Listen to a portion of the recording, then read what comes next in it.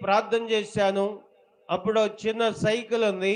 ఆ సైకిల్ వేసుకొని బారుకి వెళ్తూ ఉన్నా. టీ అన్న తాగుదామని. హల్లెలూయా!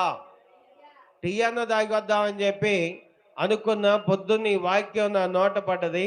తన ప్రియులు నిద్రించుచుండగా ఆయన వారికి ఇచ్చును అని ఉన్నది.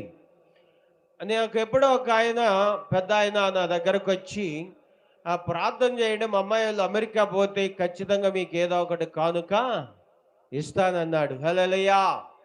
యాడికి పోతే? అమెరికా పోతే నేను ఖచ్చితంగా మీకు కానుక ఇస్తాను అన్నాడు. అనేపాటికి సరే ప్రార్థన చేద్దాంలేండి అని ప్రార్థన చేశాం. ఆ తర్వాత ఆ కుటుంబం కొరకు కూడా ప్రార్థన చేశాం. వాళ్ళ ఇద్దరు అమ్మాయిల్ని అమెరికా పంపించాడు. హల్లెలూయా!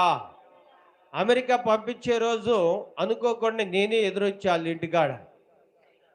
ఎదురొచ్చేపాటికి అనుకోకుండా వచ్చాం. చిన్న ప్రార్థన చేసాం. వాళ్ళు వెళ్ళిపోయారు. వెళ్ళిపోయినాక ఒక 5, 6 ఏళ్ల తర్వాత ఆయన మళ్ళీ తిరిగి నా కాడికి రాలా.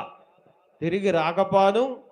ఆ తర్వాత ఈ కష్టం వచ్చినప్పుడు, ఈ శ్రమ వచ్చినప్పుడు నేను కనీసం సెంటర్‌కెళ్ళైనా టీ తాగొద్దామని చెప్పి బయలుదేరాను. ఇంట్లో ఏ మరి గింజ లేదు, ఏ కూరగాయలు లేవు. తెల్లారింది, అన్నం వండుకోవాలి.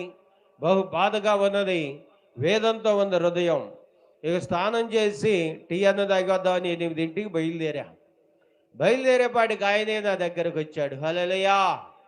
నాకు ఎదురై, పాస్టర్ గారు నిన్న డాల్ నుంచి చూస్తున్నానండి, చర్చికి వెళ్ళొద్దాం అనుకుంటున్నా, రాలేకపోతున్నా.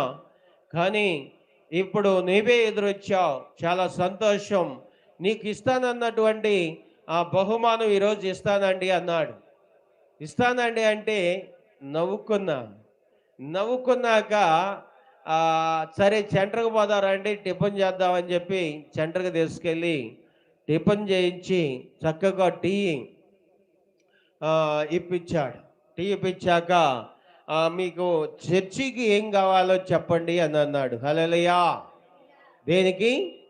చర్చికి ఏం కావాలో చెప్పండి, అవి నేను ఇప్పిస్తాను అన్నాడు. ఏవండి, ఇప్పుడే చర్చి పడిపోయింది, మళ్ళీ తిరిగి పునరుద్ధరించి ఫౌండేషన్ వచ్చింది. సిమెంట్ కట్టలు కావాలండి అన్న. హల్లెలూయా! ఏం కావాలి?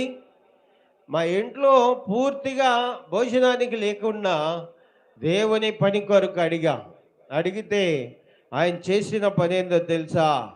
10 సిమెంట్ కట్టలు 3500 పెట్టి రాయించి, ఆ కాగితం నువ్వు ఎప్పుడన్నా తీసుకెళ్ళండి అని ఆ కాగితం నా చేతికి అప్పగించాడు. హల్లెలూయా! ప్రియులారా, గమనించండి. అందుకే ఇక్కడ అన్నాడు.